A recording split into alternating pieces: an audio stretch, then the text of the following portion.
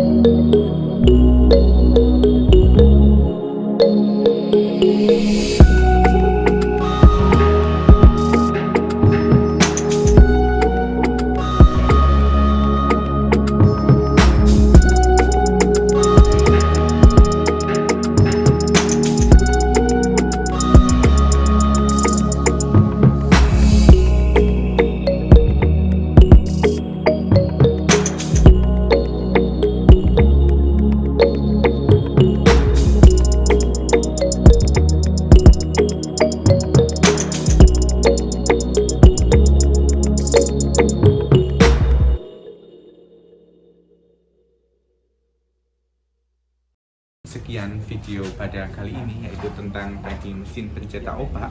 Untuk teman-teman, jangan lupa tinggalkan komentar positif di channel Sahabat Opmek tentunya demi kemajuan channel ini. Sekali lagi saya ingatkan, jangan lupa like, comment, and subscribe serta share ke teman-teman semua. Wassalamualaikum warahmatullahi wabarakatuh.